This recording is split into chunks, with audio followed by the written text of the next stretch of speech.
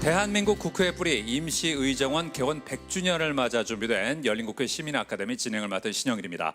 지금부터 100년 전 전국에서 대한독립만세를 외치는 함성이 터져나왔습니다. 자, 이 함성은요, 대한민국 임시의정원 개원과 임시정부 수립으로 이어졌는데요.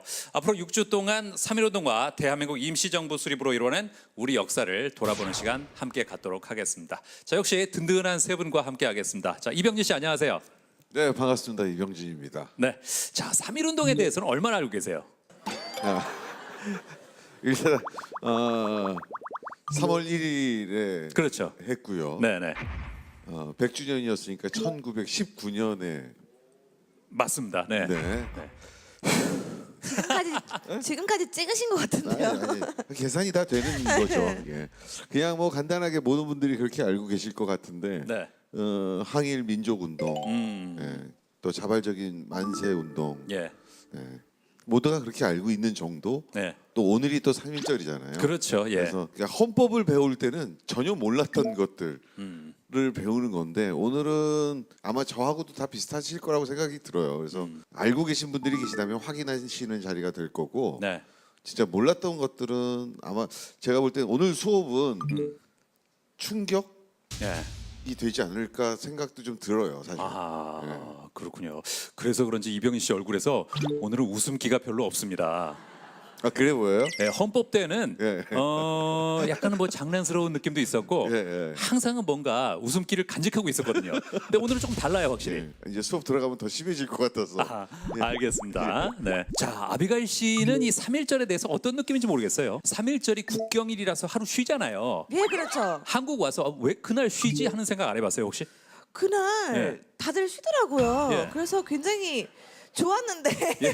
일단 쉬는 날이니까 좋은데 좀 감동 많이 받은 게 파라과이도 독립하는 날이 있잖아요. 예. 파라과이도 있지만 한국에 특히 3.1절 되면은 모든 집 앞에 국기가 달리잖아요. 네. 저는 한국에서 처음으로 그걸 봤을 때 예. 벅찬 감동을 느꼈었거든요. 와, 다들 이렇게 집 앞에다가 대한민국 만세 또 그 국기를 달고 있으니까 예. 와, 역시 사람들의 애국심이 강하다 이런 걸 느꼈었거든요. 오늘 저도 이 강의를 통해서 그 애국심을 한번 느껴보고 싶습니다. 아, 좋습니다. 혹시 파라과이는 3.1절 같은 날이 있나요? 아니면 그냥 독립기념일 같은 날이 있나요? 예, 있죠. 언제예요? 아, 한국 온 지 너무 오래됐어요. 예. 한국 사람이에요. 예, 예. 왠지 금발머리라서 왠지 아실 것 같아서. 제가 파라과이 갔죠. 아, 생각났다. 네, 언제? 5월 14일. 5월 14일. 아, 그렇군요. 예. 아, 이제 한참 생각을 해야지 네. 기억이 날 정도로. 3월 1일은 잘 알고 있는데 파라과이 건 그러니까요. 깜빡깜빡하네요. 아, 이제 아비가일 씨한테는 파라과이 독립기념일보다 3.1절이 더 친숙한 날이 됐습니다. 네. 예. 덕원 씨한테는 3.1절. 글쎄요. 어떤 의미가 있고 얼만큼 알고 있나요?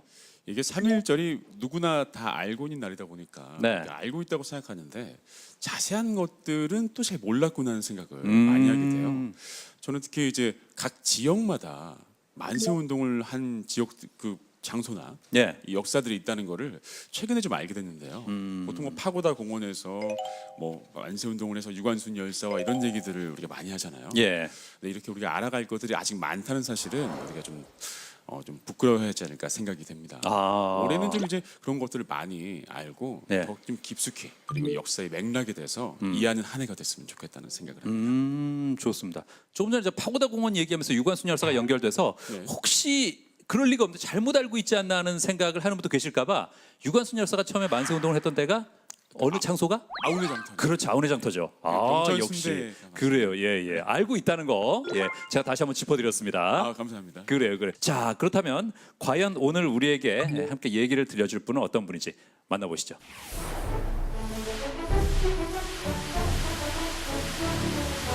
삼일운동은 시간의 건국 그리고 공간의 건국, 인간의 건국이라고 하는 삼일운동을 통해서 탄생한 것은 민주공화정입니다. 이 나라의 주인은 이제 왕이 아니고 양반도 아니고 보통 사람이라는 거죠.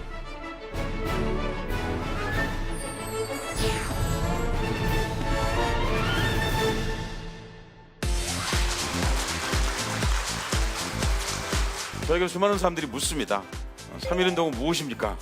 수천 명이 거기 모여있었습니다. 같이 만세를 불렀습니다. 조선이 독립국임을 선포한다 이거예요. 가슴이 뛰겠어 안 뛰겠어? 그 말이 얼마나 하고 싶었겠냐고. 거기서 끝나면 안 되죠. 한 여학생이 만세를 부르자 일본 경찰이 팔을 잘랐습니다. 다시 왼손을 들자 왼손을 또 잘랐습니다. 가짜 사진이 아니에요. 팔이 없잖아요 여러분. 더 끔찍한 사진이 많은데 제가 그거는 참아 가져올 수가 없었습니다. 독립운동이 우리 역사에서 뿌리다. 여기는 정말 기가 막힌 얘기가 숨어 있습니다.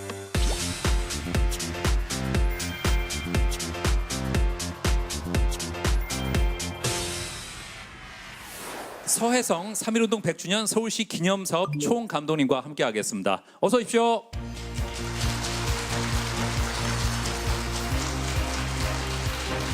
반갑습니다. 자, 많은 일을 하고 계십니다. 교수시기도 하고 작가 기획자로 활동하고 계시는데 이번에 맡으신 3.1운동 100주년 서울시 기념사업 총감독은 어떤 의미가 있을까요? 제가 여러분들을 대신해서 하고 있을 뿐인 거죠. 아, 3.1운동은 우리의 시간의 고향 같은 것입니다. 예, 시간에도 고향이 있습니다. 우리가 어디서 왔느냐는 거죠. 우리는 고향은 다 다릅니다. 예. 그리고 이름도 다릅니다. 그런데 오늘 우리가 있게 한 고향은 똑같습니다. 그 시간의 고향이 바로 3.1운동입니다. 아, 우리 모두의 고향이다. 예. 뭐 여러 가지 사업을 추진하셨을 네, 텐데 네. 우리 시민들이 이런 거는 꼭 알았으면 좋겠다 하는 게 뭐가 있을까요? 한 가지만 꼭 말씀드려야 된다면 이 말씀을 드리고 싶습니다. 예. 서울시에서 하고 있는 3.1운동 사업의 핵심적인 방향은 기념관을 만든다든지 동상을 만든다든지 그런 일을 하지 않는 것입니다. 왜 그러냐면 3.1운동은 음악으로 얘기하면 합창입니다. 아, 네네. 무슨 얘기인지 아시죠? 독창이 아닙니다. 3.1운동은 광장에서 부른 합창과 같습니다. 그러니까 일상의 공간 속에서 3.1운동을 느낄 수 있도록 일을 하고 있고요. 가장 대표적으로 안국역을 전체적으로 다 독립운동 테마역으로 만들었습니다. 사실 여러분 다 아시잖아요. 테마역이 많습니다. 근데 독립운동을 테마로 한 역은 하나도 없었습니다. 좀 아쉬운 일이죠. 그런데 이번에 새로 그렇게 만들었습니다. 스크린도어를 열면 그냥 독립운동가들을 만나고 공간을 지나가면서 저절로 독립운동의 역사와 만날 수 있도록 그렇게 했습니다. 아, 그렇군요. 예, 좋습니다. 그럼 오늘은 어떤 얘기를 들려주실까요? 3.1운동에 대해서 지금까지 좀 항일 운동으로만 좀 이해하시는 부분이 있는데 좀 그렇지 않은 부분도 많이 있다 하는 걸 좀 같이 말씀드리고 싶어서 네. 그리고 왜 유관순은 유명해졌는가 하는 것도 같이 얘기하고 싶습니다. 또 하나는 여러분이 굉장히 중요한 시간이 여기 있습니다. 왜냐하면 우리 헌법 첫 줄이 이렇게 되어 있습니다. 유구한 역사와 전통을 자랑하는 우리 대한국민은 그러니까 대한민국이 아닙니다. 네. 민이 없이 국이 성립할 수 없기 때문입니다. 아. 이 말씀만 드리겠습니다. 여기 이제 설명이 이렇게 되어 있습니다. 대한민국 임시 의정원 100주년. 대한민국 임시정부 100주년이 아니에요. 예. 국회가 굉장히 잘한 겁니다. 우리나라 국회는 1919년 4월 10일 날 성립했습니다. 임시 정부는 4월 11일 날 성립했습니다. 그게 뭘 얘기하겠어요? 먼저 의회가 나와야 정부가 성립할 수 있습니다. 그런 점에서 3.1운동에 나온 진정한 의미 바로 의회의 탄생입니다. 네. 그리고 4월 10일 날 만든 대한민국 임시 헌법이라고 말할 수 있는 임시 헌장 거기에 이렇게 되어 있습니다. 제 10조에 전체가 다 10조입니다. 1조부터 10조까지 되어 있는데 그 10조의 마지막 항목이 광복이 된 뒤에 1년 뒤에 국회를 소집한다. 저 죄송하지만 벌써 강의를 시작하신 건가요? 설명하고 있는 중입니다. 아, 기본 설명을 한 5분 하셨는데 강의를 몇 시간을 하시려고? 예, 알겠습니다. 그러면 이런 내용을 가지고 오늘 네. 우리가 강의를 한번 기대를 해보도록 하겠습니다. 여러분 박수로 정해보겠습니다. 고맙습니다. 저에게 수많은 사람들이 묻습니다. 3.1운동은 무엇입니까? 라고 묻거든요. 정말 한마디로 말하기는 어렵습니다. 그런데 오늘 강연 제목이 3.1운동은 민족사의 저수지다 이렇게 표현되어 있습니다. 저수지는 무엇인가? 우리나라에서 가장 오래됐다고 하는 김제에 있는 벽골제의 옛날 사진입니다. 교과서에서 배우셨죠? 우리나라 최초의 저수지다. 근데 이 저수지라는 건 세상에 있는 많은 물줄기들이 다 흘러서 들어오는 곳입니다. 때로는 썩은 물이 들어올 수도 있고 하늘에 빗물이 들어올 수도 있고 실개천의 물이 들어올 수도 있고 수천만 가지의 물들이 흘러 들어옵니다. 3.1운동도 그와 같습니다. 3.1운동은 가장 기본적으로는 동학, 그렇죠. 손병희 선생이 3.1운동의 최고 지도자인데 손병희 선생이 1894년도에 전봉준과 더불어서 동학혁명을 일어났을 때에 2명의 지도자 중에 한 사람이었습니다. 그죠? 그리고 이 운동 자체를 천도교가 주도했습니다. 천도교가 얼마 전까지 뭐였나요? 동학이었습니다. 그죠? 기본적으로 동학 세력입니다. 그리고 일본과 열심히 싸운 의병 세력들이 있습니다. 그런 많은 요소들이 3.1운동이라고 하는 저수지로 흘러들었습니다. 이 세상에서 들으시면 놀라시겠지만 가장 정권 교체가 없던 나라가 있습니다. 그렇죠. 신라가 한 번 한반도를 통일했죠. 그러고 나서 생긴 게 고려입니다. 다 알다시피 918년이죠. 그리고는 1392년에 조선이라는 나라를 세웠습니다. 그리고 대한민국이 나온 겁니다. 여러분 한국사 공부 어렵다고 하지 마세요. 세계에서 가장 역사가 단순한 나라입니다. 2000년 역사 기록한 나라 중에 정권 교체 3번 일어난 나라는 한국이 유일합니다. 지구상에 이 나라뿐이에요. 그렇죠? 이 부분을 여러분 가로를 연 이유는 우리가 국권을 상실했다 쉽게 그렇게 말하는데 조금 다른 얘기가 있습니다. 사실은 우리 순종 황제께서 융희 황제죠. 국권을 이렇게 일본에 양도하신 건 맞습니다. 그런데 바로 이어서 우리나라 지식인들이 대동단결 선언을 발표합니다. 그때 발표하면서 이렇게 말했습니다.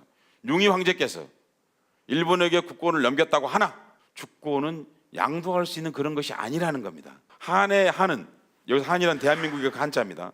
한인의 것일 수밖에 없다는 겁니다. 한국인이 거라는 거죠. 융희 황제가 그 주권을 내려놓는 순간 그 주권은 곧 우리 민에게 양도되었다는 겁니다. 저절로 그렇게 되었다는 겁니다. 그건 자연법이라는 거예요. 그러니까 우리는 국권을 상실한 적이 없다라고 얘기하고 있습니다. 이걸 갑자기 지금 2019년에 말한 게 아니라 이미 1917년에 말한 겁니다. 이미 그 당시에 그렇게 선언했다. 우리 선배들이 그렇게 뛰어난 선배들이다는 말씀을 드립니다. 왜 이 대한민국이 오는 과정이 중요한가 하는 말씀을 드리겠습니다. 바로 그것이 3.1운동이라는 거죠. 3.1운동은 3가지의 기본적인 건국을 이루고 있습니다. 그 이전까지 여러분 살던 나라는 신라, 고려, 조선 다 뭐였습니까? 똑같이 왕은 바뀌었지만 봉건 시대였습니다. 그런데 3.1운동을 통해서 대한민국 임시정부가 성립합니다. 바로 한 달 11일 만에 성립합니다. 4월 11일에 성립하는데 준비되어 있지 않았으면 성립할 수 없는 거죠. 충분히 민주공화정에 대해서 우리가 준비하고 있었습니다. 그런데 고종이 돌아가신 거예요. 고종이 진짜 마지막 황제 같으신 분이잖아요. 또 하나는 3.1운동을 본 거예요. 200만 명이 거리로 쏟아져 나온 거예요. 휴대전화도 없었습니다. 인터넷도 없었습니다. 일본 신문이 우리나라에 대해서 보도해 주지도 않았습니다. 시위하라고 장소 알려진 사람도 없었습니다. 그때 우리 인구가 최대 2천만입니다. 그냥 최대로 잡아보겠습니다. 그렇다 하더라도 10분의 1이 나온 겁니다. 엄청난 사람이 나온 거죠. 그때 지식인들이 깨달은 거예요. 아, 이거는 더 이상 왕의 나라가 아니다. 이건 민의 나라다. 자, 민의 나라를 두 글자로 줄이면 뭐예요? 민국이에요. 한국은 놀라운 나라입니다. 누구에게도 이 민주주의를 베끼지 않았어요. 누가 하라고 요구받지도 않았어요. 한국인 스스로 민국을 쟁취한 거예요. 여러분 그 역사가 있었기 때문에 그 이후로도 수많은 민국을 수립하려고 하는 수많은 일들이 있었습니다. 바로 그 6년 뒤에 있었던 게 60만세 운동이죠. 바로 순종 장례식에 했던 일이죠. 바로 3년 뒤에 있었던 1929년도 광주 학생 운동. 이렇게 말하니까 이게 광주에서 있었던 것 같죠? 그렇지 않고 전국에서 있었는데 그 시위가 촉발된 게 광주라는 겁니다. 그것이. 그죠? 그리고 4.19, 그죠? 그리고 부마 항쟁, 그리고 광주 민주화 운동, 6월 항쟁, 그리고 촛불 대집회. 여러분 그거 누가 한 거죠? 민이 한 거예요. 한국인들이 여러분 전 세계에서 자기 나라 정권에 대해서 가장 불만이 많은 사람들 중에 하나입니다. 여러분 나쁜 거 아니에요. 여러분 사랑하지 않으면 미워하지도 않아요. 그래 안 그래요? 여러분 남편 많이 미워하시죠? 네. 사랑해서 그러신 거 같잖아요, 그죠?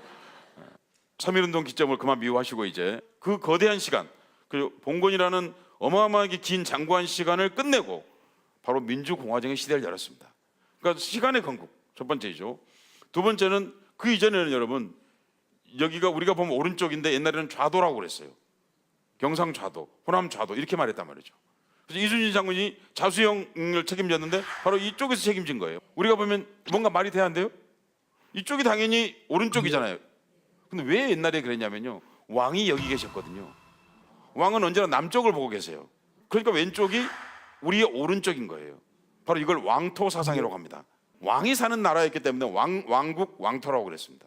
근데 그걸 바뀌어서 3.1운동을 통해서 우리가 대한민국이 되면서 국토가 되었습니다. 그렇죠? 시간이 바뀌었고 공간이 바뀌었습니다. 그럼 이 나라를 누가 세웠느냐 하는 겁니다. 3월 1일 날 덕수궁 앞을 지나고 있는 바로 여기 서울시청이 여기 있는 거죠. 지금 당시엔 경성일보 건물이었는데 여기 있는 사람 중에 얼굴 아는 사람 있으세요? 여러분 그렇습니다. 이름 없는 자들이 만드는 세계 뭐죠? 민주공화정. 이름 없는 사람이 만든 나라예요. 특별히 한국인들은 공화정이라고 붙이지 않았습니다. 앞에 영어로 얘기하면 디모크라틱스를 붙였어요. 우리는 공화정인데, 리퍼블릭인데 귀족 공화정, 로얄이 아니고 바로 시민의 주권자의 이름 없는 사람들이 만든 공화정이라는 거예요. 그래서 굳이 수식어인 민주란 말을 붙인 거예요. 민주공화정이 된 거죠. 그 이전에 여러분 전하가 있는 나라, 폐하가 있는 나라에서 우리는 모두가 뭐예요? 백성이에요. 100가지 성을 가졌다 그 말이거든요. 우리는 백성이에요. 그런데 그 뒤로 국민 혹은 시민, 근대적인 인간으로 바뀌었다는 겁니다. 그렇게 될 수 있었던 것은 3.1운동의 이 많은 분들이, 바로 이게 1919년 3월 1일 날 장면입니다. 그 많은 사람들이 거기에 나와서 외쳤기 때문에 정확하게 202만 명이 나왔는데요. 3, 4, 5월 동안에 그냥 일본만 미워서 202만 명이 나왔을까요? 제가 보기엔 그건 어렵습니다. 이 나라를 내 나라로 만들고 싶은 마음이 없었다고 한다면 저는 202만 명까지 나올 거라 생각하지 않습니다. 대한민국 혹은 한반도에 있는 이 나라를 나의 나라라고 생각한 겁니다. 3.1운동 그날 무슨 일이 있었나 아주 간략하게 말씀드려보도록 하겠습니다. 서울에서만 있었던 게 아니고요. 그죠? 서울, 평양, 진남포, 안주, 우주, 선천, 온산 다른 도시들도 사실은 더 있었습니다. 그런데 역사학자들이 대개 4개 도, 7개 도시로 꼽고 있습니다. 왜냐하면 이 도시들은 전면적으로 항쟁을 시작했기 때문입니다.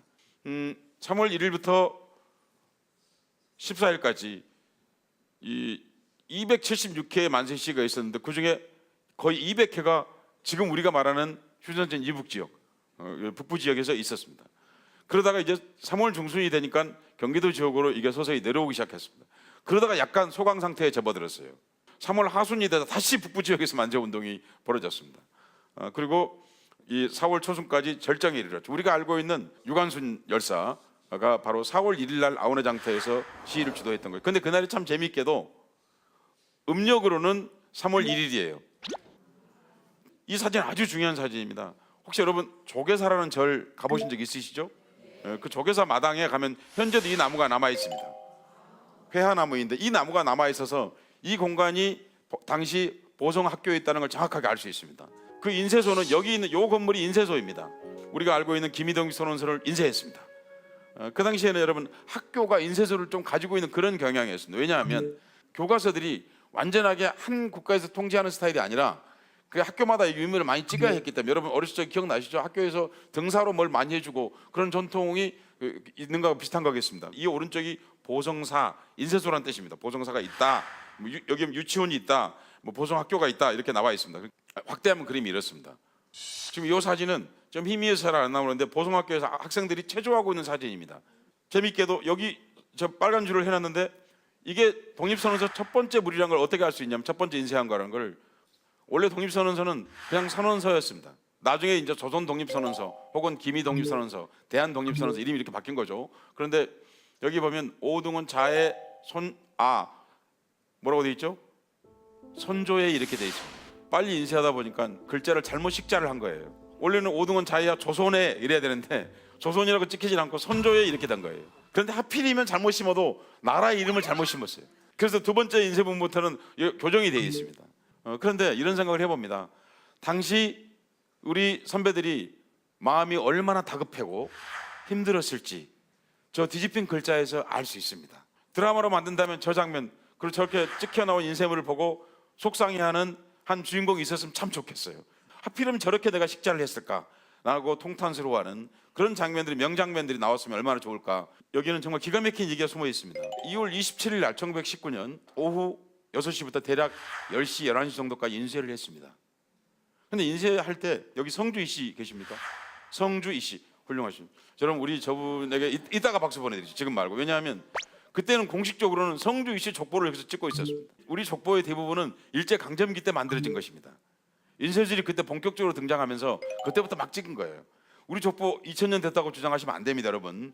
거의 대부분의 족보가 일제시대 때 만들어진 겁니다, 사실은. 이 보성사 사장 이종일 선생이 33인 중에 한 분이십니다. 그분이 성주이 씨였어요. 일부러 그렇게 한 거예요. 성주이 씨 족보를 찍다가 짬을 내서 그걸 찍는 거예요. 충분히 이해 가시죠? 뭐라고 할까? 지금으로 치면 위에 간부들이 중요한 물건을 복사하고 있다고 그러는데 내가 연애 편지를 복사하고 있는 거하고 비슷한 거죠. 말하자면 숨어서 해야 된다 이거죠. 그래서 이제 세 분만 알고 있었어요. 독립선언서를 찍는다는 걸. 찍고 있었어요. 그런데 한참 찍고 있는데 종로경찰서 거기에 있던 일본 고등계 형사, 고등계라는 건 정보과를 얘기하는 겁니다. 고등계 형사 친일파입니다. 한국인이죠. 한국말 너무 잘하는 거죠. 신철이라는 형사가 여기에 들이닥쳤습니다. 김일독립 선언서를 낳고 챘어요. 이제 3.1운동 끝났어요? 안 끝났어요?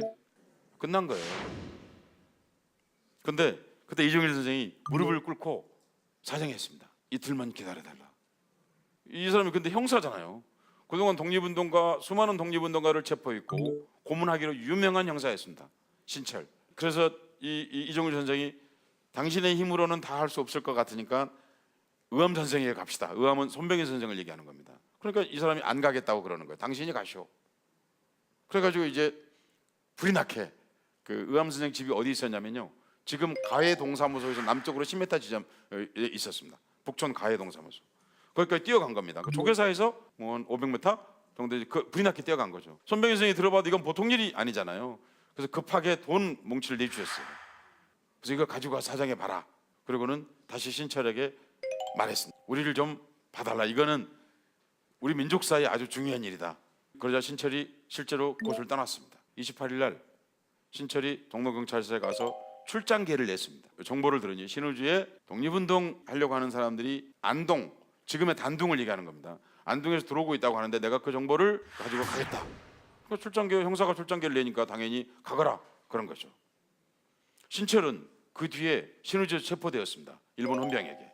사망에 대해서는 두 가지 설이 있습니다. 하나는 오다가 기차에서 뛰어내렸다 이 기록이 있는가 하면 서울까지 끌려와서 용산에 있는 일본군 기지에서 자기가 비밀리에 가지고 있었던 정상가리 시아나나트륨을 캡슐을 깨물고 죽었다. 하여튼 분명한 건 자살했습니다. 일본은 신철이 돈을 먹고 타락한 사람이라고 주장했습니다. 근데 우리 독립운동가들은 돈을 줬으나 받지 않았다 이렇게 말했습니다. 저는 받았는지 안 받았는지 알지 못합니다. 신철은 독립운동가가 아닙니다. 친일파입니다. 그것도 악랄한 친일파입니다. 그런 마지막 순간에 그래서 우리 민족적 거사를 지켜준 비극적 영웅이다 이렇게 말할 수 있습니다. 그래서 우리가 3.1운동 할 때 같이 생각하면 참 좋은 그런 사람입니다. 그때 신철이 그렇게 또 이제 돌아가고 나서 대략 10시가 넘어서 컴컴했습니다. 손수레에 성주이 씨 족보를 싣고 이동했습니다. 그 아래에 선언서를 제일 밑에 깔고 가고 있었습니다. 그러다가 당시 지서, 그죠? 지금으로 말하면 뭐죠? 파출소 혹은 뭐 기동대, 하여튼 뭐 이런 데 걸린 거예요. 순사가 이제 성주이 족보를 하나씩 드러내기 시작하는 거예요. 이렇게 손수레에서 들어서 이렇게 가로등 아래로 이제 손수레를 끌고 가가지고 그때 정전이 된 거예요. 아니 누가 불 끄지 않았어요. 그래가지고 이 일본 순사가 지서 안으로 들어가가지고 파출소에 들어가가지고 그 당시에는 후레쉬가 없었기 때문에 등을 가지러 간 거예요. 석유 등, 램프. 근데 그 위에 있는 간부가 그런 거예요. 야 불도 꺼졌는데 그냥 보내라. 다 봤잖아. 일본인이에요, 그 사람이. 그 손수로에 싣고 세 사람이서 지금 천도교 대교구가 있는 경운동까지 온 거. 그 당시에 거기에 대교구당이 없었고 공사 중이었어요. 여러분, 삼일운동 자금은 천도교 대교당을 짓는다고 거둔 돈으로 한 거예요. 거기다 갖다 짐을 부렸거든요. 이만 뭐 천장이라는 설도 있고 장수는 여러 개 주장이 있어서 제가 정확한 팩트가 없기 때문에 사실은 누구도 모릅니다. 그래서 제가 그냥 이만 여장이라고 그러겠습니다.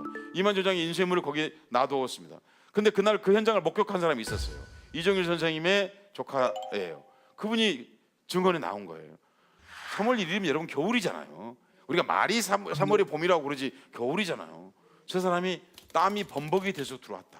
김이동님 선언문에는 그저 신철의 기여 이바지 한 부분이 있고, 그리고 본의 아닌 가로등에 기여해줬고, 그죠?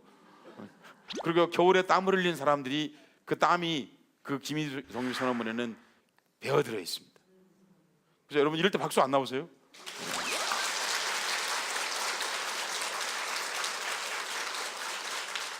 실은 우리가 흔히 이제 태화관 3월 1일 오후 2시쯤에 이제 태화관에서 민족대표 33인이 독립선언서 선언식을 거행했다, 이렇게 알고 있지 않습니까? 한용운 선생님께서 공약 3장을 쓰셨다 이렇게 돼 있는데 쓰시진 않으셨고요. 천암선이 다 썼고요. 사실은 공약 3장까지. 나중에 천암선이 친일을 한 게 참 슬픈 일인 거죠. 그날 이제 오후 2시에 이 선언식을 거행했습니다.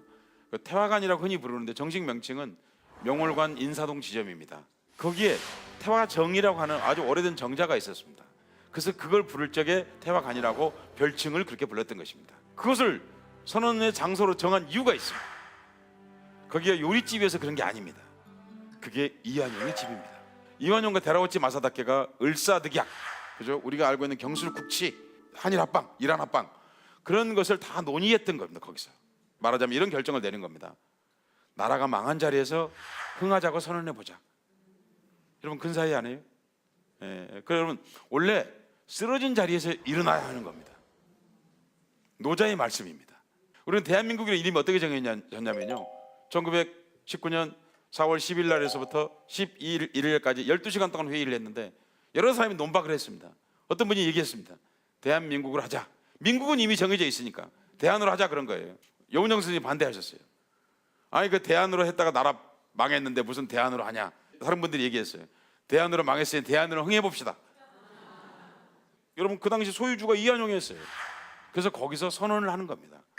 굉장히 의미 있는 선언입니다. 바로 이곳이 현재까지 남아있는 탑골공원 사진 중에 가장 오래된 항공 사진 중에 하나입니다.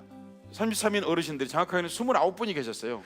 한 분은 상하이로 이 정보를 알리기 위해서 미리 출국하셨고, 세 분은 지금처럼 KTX가 없어가지고 도착을 못하셨어요. 그날 오긴 오셨어요. 그런데 행사장에 도착을 못하셨어요. 여러분 옛날에는 정오해 봅시다 이러지 않았습니다. 점심 깨 봅시다. 문화가 많이 달랐죠. 지금처럼 시간이 정확히 할 수가 없었습니다. 그 당시에는. 왜냐하면 시간을 안 지키려고 한 게 아니라 교통편이 편리하지 않았습니다. 하여튼 그래도 못 오셨어요. 29분이 계셨어요. 29분들이 원래는 이 탑골공원에 오게 돼 있었습니다. 근데 오시질 않으셨어요. 못 오신 게 아니에요. 이걸 가지고 이제 33인들이 좀 비겁하지 않냐 이렇게 말하는 분들이 있어요. 그렇게 말씀하시면 안 됩니다. 어차피 다 감옥 가셨어요. 또 하나는 우리 33인들은 친일을 했다. 인터넷 같은 데 흔히 돌아다녀요. 잘못된 얘기입니다. 두 분이 친일한 건 맞습니다.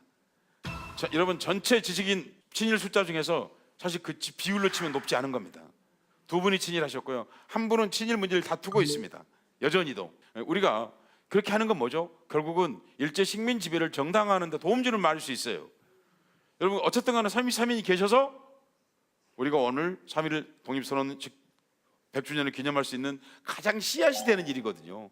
그런다고 친일을 덮자는 얘기는 추호도 아닙니다. 친일은 준엄하게 비판하되, 그러나 우리가 알고 있는 거하고 실제로는 많이 다르다, 통념하고는 많이 다르다는 말씀을 드리는 것입니다. 이곳에서 3월 1일 날 시간이 비슷합니다. 대략 한 2시, 똑같이 2시나 2시 반쯤에 학생들이 독립선언식을 거행했습니다. 학생들, 이게 인사동인데 이런 데 이렇게 숨어 있었습니다. 지시를 받고 이쪽으로 이동했습니다.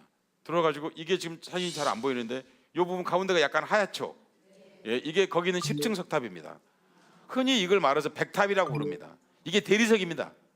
팔각, 이것은 팔각인데, 그러니까 이거 팔각정이라고도 부르고 3.1운동 때 19년도 기록을 보면 육각당이라고도 부릅니다. 아마 육각이었는지 아니면 팔각을 육각으로 혼동했는지. 왜냐하면 19년도 사진이 없어요. 제가 아무리 찾아봐도 어느 기록에는 분명히 육각당으로 나옵니다. 그리고 어떤 기록에는 팔각정으로 나옵니다. 그럼 제가 이렇게 말씀드리는 건 뭐죠? 우리 3.1운동을 우리가 팔아먹긴 많이 팔아먹었는데 연구가 제대로? 예, 맞습니다. 좀 더 연구해야 됩니다. 아직도 이 명칭과까지 헷갈리면 어떡하겠습니까? 그죠? 그죠? 그래서 이렇게 들어와서 이렇게 나온 겁니다. 여기가 우리가 말하는 종로입니다. 그날 여러분 이 사진이 아마 거의 처음 보신 사진일 겁니다. 이게 그동안에는 뭐라고 되어 있었냐면 3.1운동 때 진압하려고 나오는 일본군 부대인데, 근데 이게 용산 부대라고 이렇게 표현되어 있었습니다. 용산 일본군 기지. 지금 탑골공원, 그 당시에 탑동공원 혹은 파고다 공원이라고 불렀던 그 정문인 걸 제가 입증해 보여드리겠습니다. 여기 잘 보시면 돼요. 이 부분을 잘 보시면 현재 이게 서울대학교 사범대학교 부속초등학교 정문입니다. 여기 부분 똑같습니까? 안 똑같습니까? 똑같습니까? 안 똑같습니까? 예. 그죠? 근데 과거 기록을 찾아보면 파고다 공원의 정문을 이 초등학교로 부속초등학교로 옮겼다, 이런 기록이 있습니다. 그런 걸로 봤을 적에 이 사진이 명백하게 그때 사진을 알 수 있습니다. 지금 같은 형태가 아니었다는 말씀을 드리는 겁니다. 이분이 육당 체남선입니다. 3.1 독립선언서 쓰신 분이죠. 그리고 그 아까 말했던 팔각정 그 건물입니다. 그리고 여기 백탑이 보이죠. 이 사진 참 잘 찍은 사진입니다. 동아일보가 찍은 사진입니다. 1954년도에. 실은 우리 여러분 역사책에서 학생들이 그때 거기서 선언식을 했고 학생 대표가 독립선언서를 읽었다, 이렇게 돼 있지 않습니까? 그렇지 않았습니다. 실제로 조사해 보니까 학생들이 아까 이런 공간으로 들어왔는데 사실 약간 당황하고 있었습니다. 어른들이 원래 오시기로 돼 있었는데 어른들이 안 오셨어요. 학생들이 플랜 B가 없었던 거예요. 그리고 학생 최고 지도자, 이따 소개해드리겠습니다만은 이 김원벽, 강기덕 이런 분들이 오지 않았어요. 왜냐하면 항의하러 갔어요. 태화관 음식점으로 갔다가 오질 않았어요. 아직 도착하지 않은 거예요. 아니면 일부러 오지 않은 거예요.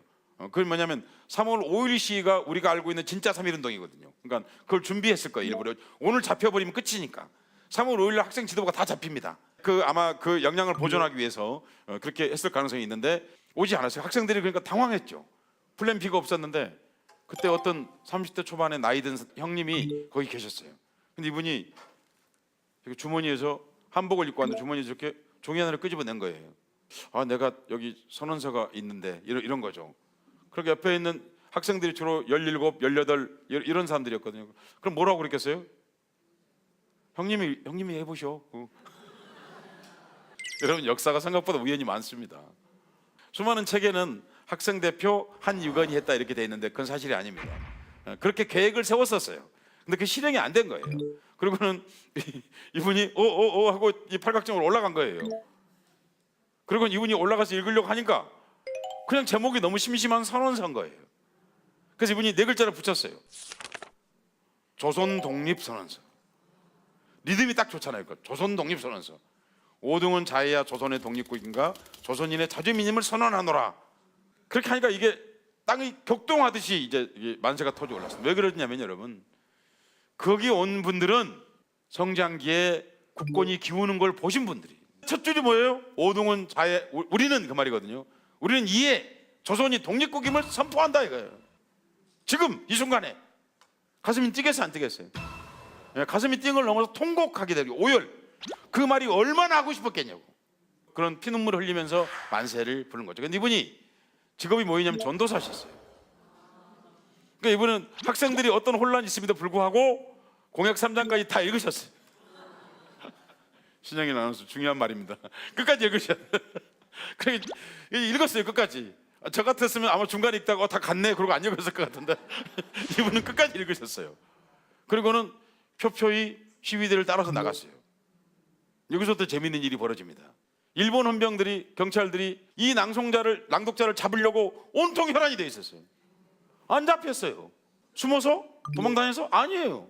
이 양반이 운동권 계보에 있지 않았던 거예요. 무슨 얘기인지 아시죠? 그 당시에 주축 세력이 보성학교, 그리고 연희학교, 그리고 경성의전, 서울의대입니다. 그러니까 그게 주축 세력이었거든요. 근데 이 사람이 거기에 어디에도 족보에 없는 사람이에요. 그러니까 일본 경찰이 아무리 찾아도 없는 거예요, 이 사람이. 그런데 더 답답한 거는 일본 경찰이 아니었어요. 바로 이분이신데, 이분은 가끔 친구들에게 비밀리에 얘기했습니다. 야, 내가 답동공원에서 내가 서면서 내가 읽은 거야. 친구들이 뭐라고 그랬겠어요? 에이, 너 왜 그래? 너 그 위험한 말이다. 하지 마라. 이렇게 된 거예요. 하여튼 그러다가 8월 달에 잡히셨어요. 3.1 운동한 분들 다 3월에 다 잡혔어요. 이분이 8월 달에 잡힌 거예요. 일본이 몰라서 못 잡은 거예요. 근데 소문 듣고 해가지고 잡은 거예요. 물론 그 뒤로 독립운동 하셨습니다. 근데 더욱 이분이 속상한 거는 50년대까지 이분이 가끔 그런 말 하고 다니셨는데 남들이 인정을 안 해준 거예요. 감옥도 갔다 왔는데. 그래서 이분이 나중에 해방이 되고 나서 동아일보에 열심히 얘기를 한 거고, 그리고 입증이 된 거예요. 말하자면 그 당시 상황을 보니까 감옥도 갔다 왔고. 그래서 동아일보가 그러면 글을 쓰신 천암선 선생과 낭독자인 이 정재용 선생 두 양반이 그 당시 파고다공원이죠. 파고다공원에 가서 이 사진을 찍은 거예요. 천암 선생이 뭔가 약간 이렇게 뾰루뚱한 분위기죠. 그리고 이분은 이 사진은 꼭 찍어야 돼 이런 분위기예요. 그러니까 사진을 해석하자면, 그러니까 그렇죠.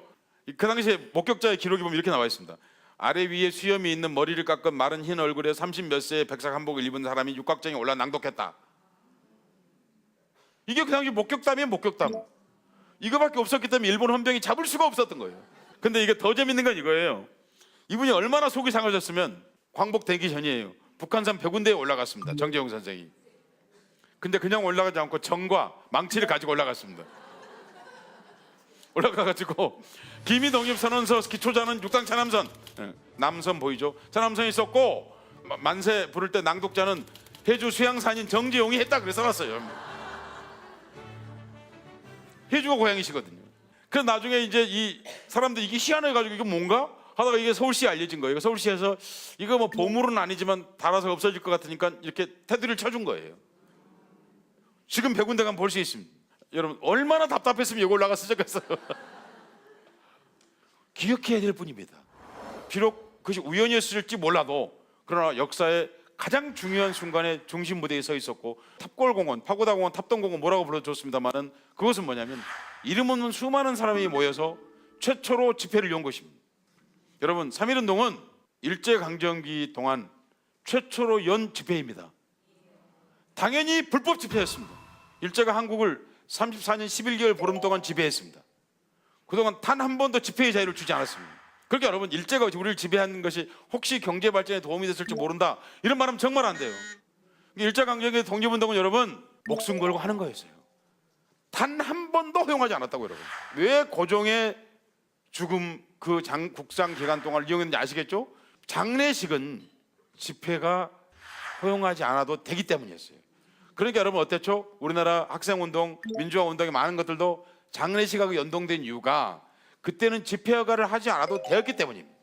그날 있는 중요한 사진입니다. 3월 1일 대한문입니다. 그죠? 대한문과 여기는 뭐죠? 지금 서울도서관, 옛날에 서울시청, 일제시대 때 경성부청사, 그 이전에 그때는 여기가 뭐냐면 경성일보 신문사 자리입니다. 이 건물이 나중에 불타서 허물었는데 지금 플라자 호텔 자리에서 찍은 겁니다.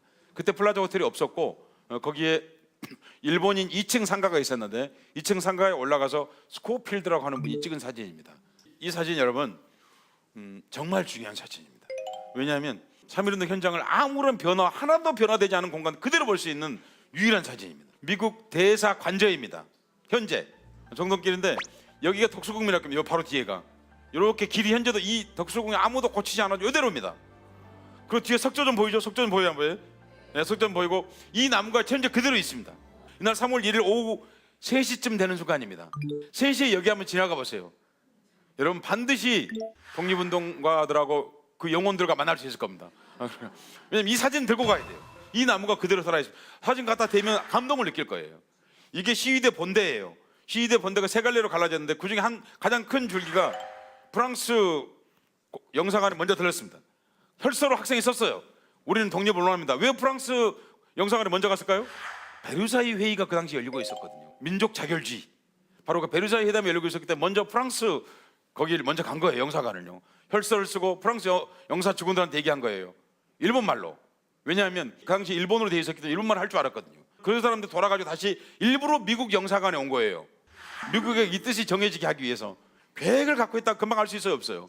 다시 이렇게 돌아가지고 지금 우리가 알고 있는 정동길하고 약간 다르긴 한데 그 정동길을 따라서 다시 대한문 앞으로 온 거예요.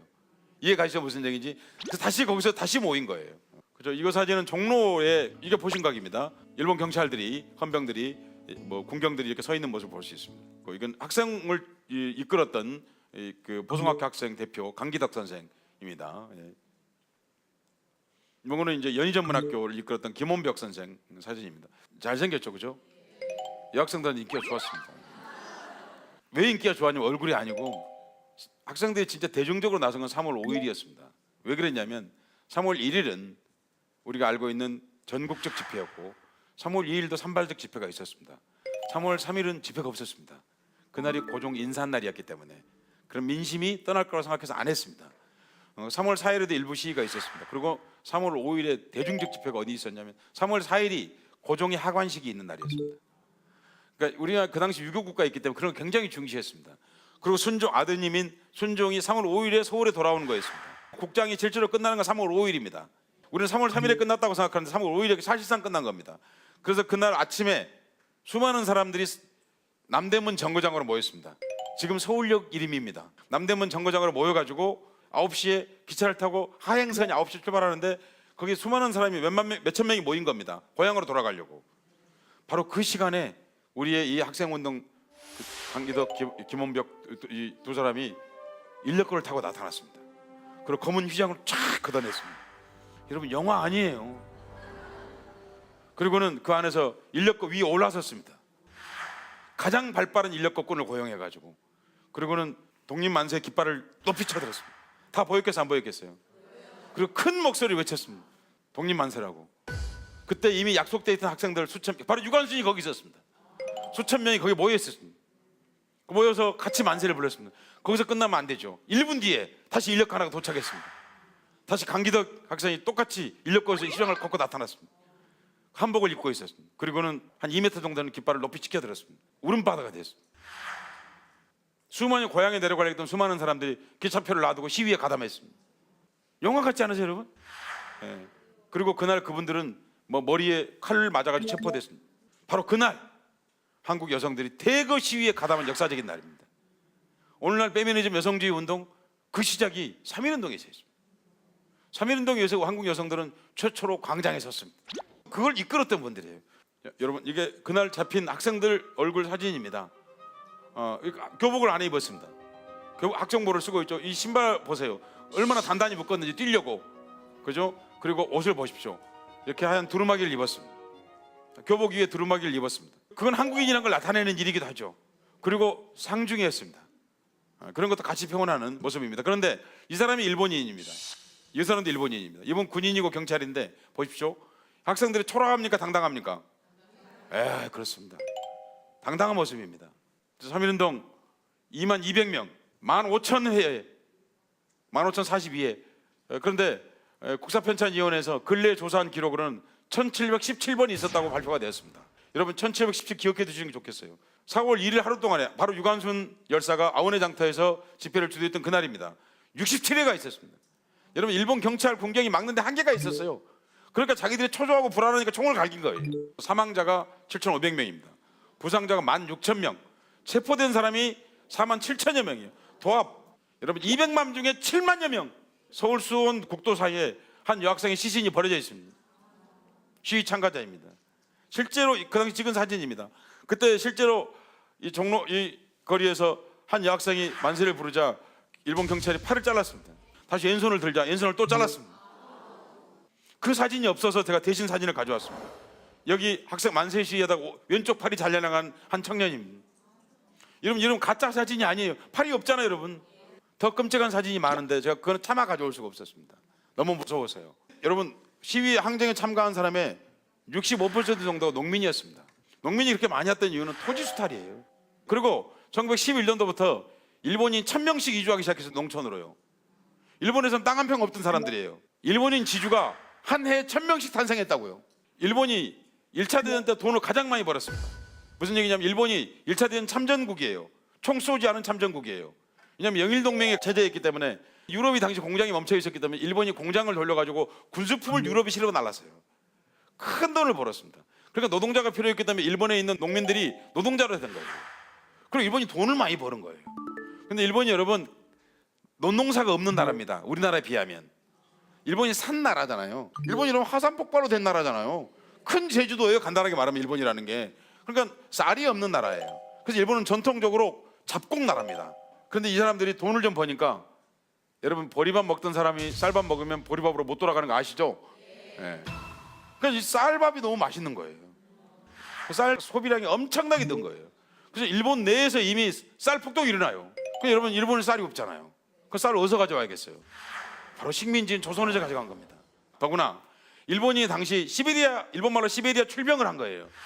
일본인들은 꼭 남의 나라를 쳐들어간 걸 출병이라고 그래요. 침략한 거예요. 여러분 시베리아에 간다고 그러니까 쌀을 필요해요, 안 필요해요? 그러니까 갑자기 투기꾼들이 쌀을 매점매석한 거예요. 일본 일반 백성들, 일반 국민들 더 쌀을 먹지 못하게 된 거죠. 일본에 쌀 폭동이 크게 일어났고, 근데 한국에서 쌀이 없었기 때문에 경성, 서울에서도 쌀 폭동이 일어난 거예요.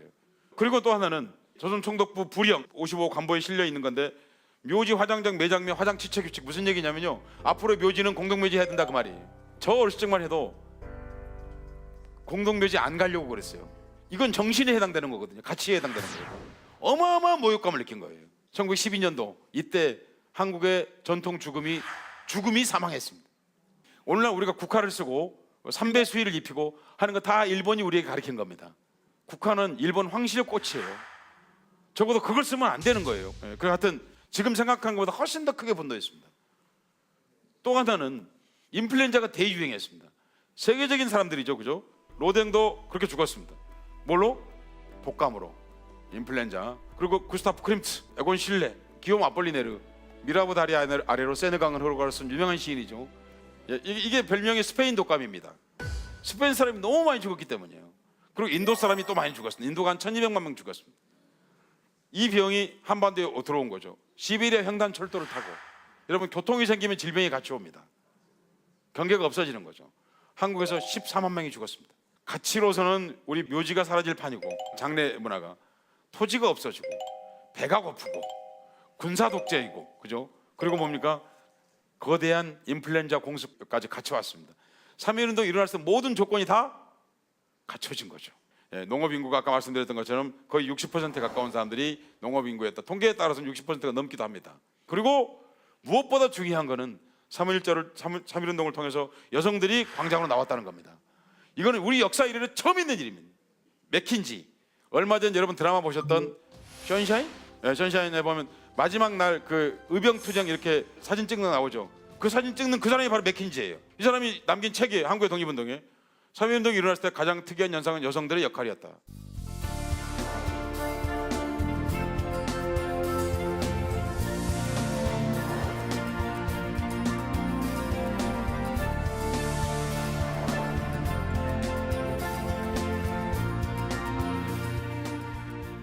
만날 수 없었어요. 한국은 남자가 손님이 오면 여성은 아예 딴 방에 보냈어요. 그런데 그 유명한 자와할랄 네루, 인도 간디와 더불어서 인도의 최고의 독립 지도자죠. 그 사람이 감옥에 갔는데 딸에게 편지를 보냈어요. 인도의 역사에 있었던 유일한 여성 수상. 그 사람이 이분의 딸이에요. 딸아, 이렇게 쓴 거죠.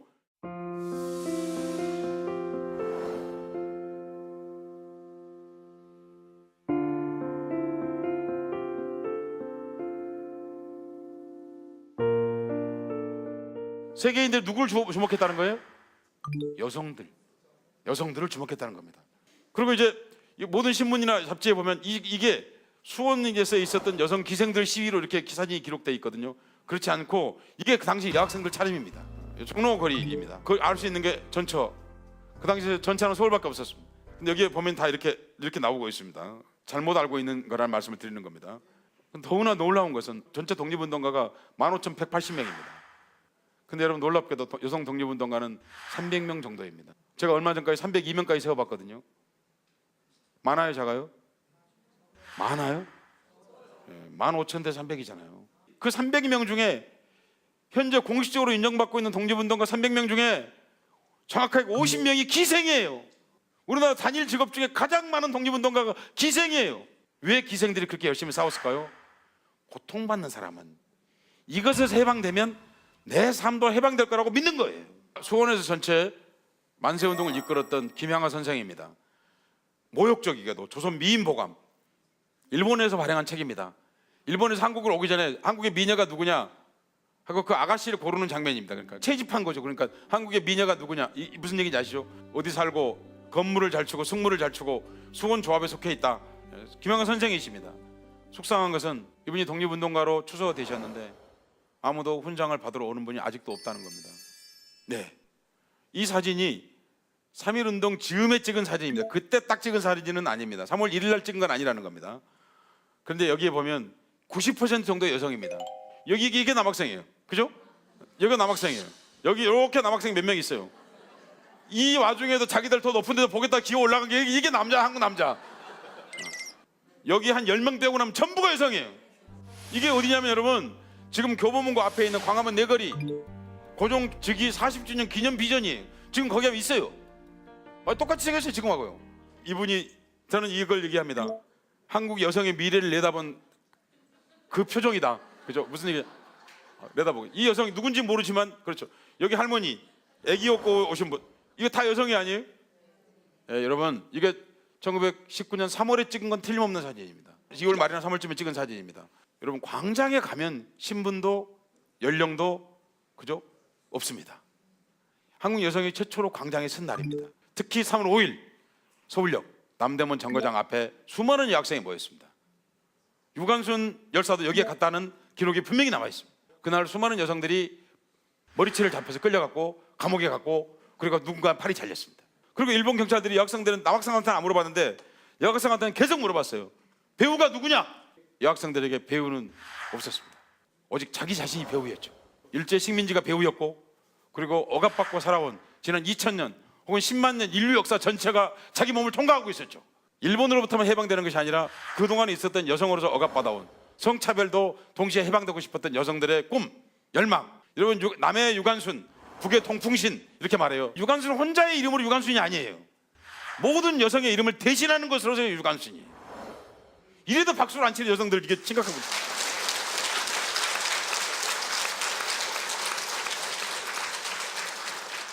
그죠? 10대 소녀가 역사의 중심에 처음 선 순간 광장으로 나아갔습니다. 여러분, 아운의 장터에서 유관순이 만세를 이끌었다고 그러는데 그때 유관순 나이 17이었습니다. 18, 만으로 17이에요. 지금 17살짜리 애가 어르신들이 따라오세요. 여러분 따라갈 것 같으세요? 여러분, 유관순이 얼마나 당당했으면 어른들이 그 말을 듣고 따라왔겠어요. 제 말 맞죠? 이미 유관순은 자유인이었고 해방자였던 거예요. 그러니까 우리가 그러면 단지 일본에 고문받아서 죽은 유관순만 중요한 게 아니라 자유인으로서 유관순이 중요한 거예요. 그런데 여성들이 그렇게 싸웠기 때문에 1919년 4월 10일 날 만든 임시헌장에 이렇게 들어가 있는 겁니다. 제3조 대한민국 인민은, 여러분 그때는 국민이라는 말 없었습니다. 인민은 남녀 귀천. 여러분, 여자들이 울어서 이걸 읽고요. 지난 기록되어 있는 수천 년 역사에서 남녀 차이가 없다고 들어간 최초의 문서예요. 이게 얼마나 소중한 문서냐고요. 그러니까 헌법 조문에 들어갔다고 말이에요. 조수왕 선생이 쓰셨습니다, 이 문서를. 그리고는 제10조 이렇게 돼 있어요. 임시정부는 1년 이내에 국회를 소집한다. 그렇기 때문에 이게 의회라고 부르지 않고 국회가 된 거예요. 이 자리가 여러분들 꼭 하고 싶은 얘기입니다. 1919년 3월에 만세를 불렀던 그분들이 꿈꾼 나라가 지금 이 나라일까요? 적어도 그분들이 꿈꾼 나라는 분단 국가는 아니었겠죠. 다시 100년이 지났는데 불구하고 친일을 다투는 그런 나라는 아니었겠죠. 맞죠, 제 말이? 부끄럽습니다. 죄송스럽습니다. 얼마나 부끄럽냐면 이렇게 아주 간략하게 말씀드릴 수 있습니다. 여러분, 성장하면서 독립운동가를 학교에서 배우고 졸업하셨습니까? 배운 적이 있으세요? 우리 헌법 첫 줄은 유구한 역사와 전통을 자랑하는 대한국민은 3.1운동으로 건립된 임시정부 법통을 개정한, 이렇게 돼 있는데 그 말은 독립운동이 우리 역사에서 뿌리다, 이 말이거든요. 근데 우리 교과서에서는 한 번도 독립운동가를 가리킨 적이 사실상 없습니다. 한 번쯤 있었는데 그 얘기는 뭐 얘기하면 또 복잡해서 안 하고 그냥 넘어가겠습니다. 독립운동가들은 돈이 없었기 때문에 노래를 많이 만들었습니다. 그리고 또 전파할 수 있고 배고플 때도 부르고 그랬죠. 제가 오늘 노래 한 곡을 소개해 드리려고 합니다. 압록강 행진곡인데요. 어떤 독립운동가가 이렇게 말했습니다. 압록강 행진곡은 노래가 아니야.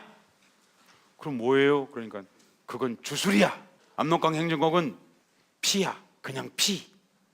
왜 그랬냐고요? 배고플 때도 부르고, 전우가 죽었을 때 장송곡으로 부르고, 고국에 돌아갈 때 보고 싶을 때 부르고, 자기 아내가 보고 싶을 때 부르고, 그 모든 것이 이 노래에 들어있었기 때문입니다.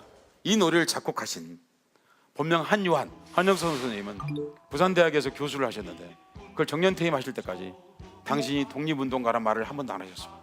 인터뷰하셨어요. 왜 안 했는지. 독립운동가로 말하면 학교에서 쫓겨날까 봐서. 이분이 우리나라 최초로 항일 오페라 일제강점기 때 하는 겁니다. 중국에서 항일 오페라 아리랑을 만드셨습니다. 이 바로 한영석 선생님이 만드신 압록강연인곡 시간이 없어서 틀어드리면서 같이 한번 불러봤으면. 그래서 우리가 3.1절에 노래 한 곡은 배웠다. 그것이 어쩌면 3.1운동 100주년을 맞는 가장 큰 뜻이 되지 않을까 하는 그런 생각을 해보게 됩니다. 음악 한번 틀어주시죠.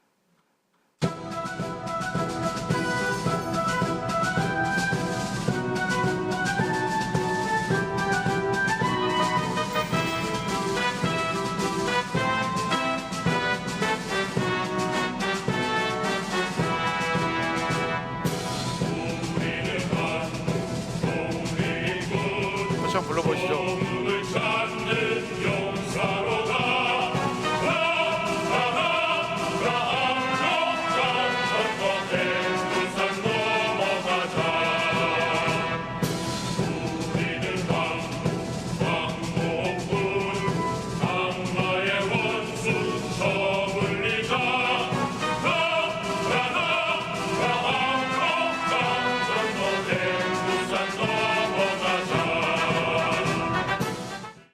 아드님, 따님, 뭐 손녀, 손자, 손녀에게도 또 친구에게도 또 음악 컬러링 이렇게 전화할 때 그런 걸로 해줘도 좋을 것 같고 올해 1년 동안은 그런 의미가 충분할 것 같습니다. 우리 국회 역사 100년입니다. 100년이 되는 적어도 이 자리에서 같이 3월 1일 그날 만나서 같이 얘기했다는 것만 가지고도 우리에게 아주 소중한 인연이 될 것 같습니다. 고맙습니다.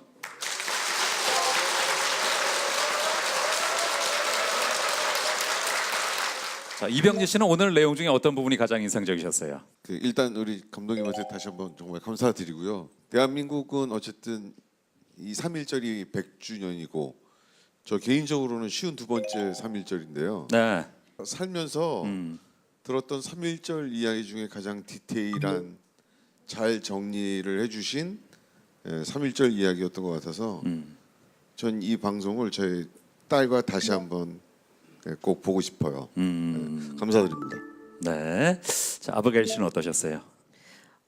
전 세계에 많은 나라들이 있잖아요. 네. 근데 나라마다 다 분명히 독립운동이라는 게 있는데 이 대한민국만의 독립운동의 모습이 이렇다라는 것을 오늘 처음 접하게 됐는데 예. 정말 수많은 사람들의 희생 이런 것도 볼 수 있었고요. 파라과이 독립운동 같은 경우에는 이제 군사들도 많이 참여를 했었거든요. 예.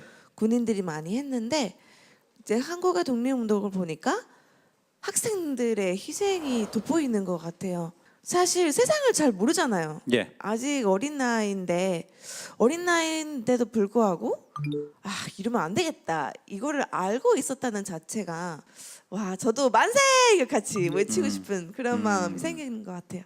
그렇군요. 예. 덕원 씨는 어떠셨나요? 정말 3.1운동 우리에게 정말 뜻깊은 날이고 모두가 중요함을 알고 있었지만 사실 그 의미에 대해서 중요하다 외에 뭐 구체적인 건 잘 몰랐던 것 같아요. 정말 이제껏 알지 못했던 내용으로 잘 풀어주셔서 앞으로는 3.1절을 대하고 그 의미를 생각할 때 더 역사적 맥락을 잘 고려할 수 있을 것 같습니다. 네, 그렇습니다. 자, 이 3.1절이라는 우리 역사의 소중한 한 부분에 대해서 많은 걸 느낄 수 있는 시간이었는데요. 자, 우리가 이 시간을 통해서 역사를 다시 한번 돌아보면서 우리의 미래를 함께 고민할 수 있는 시간이 됐으면 좋겠습니다. 자, 열린국회 시민아카데미 다음 시간에 다시 뵙겠습니다. 고맙습니다.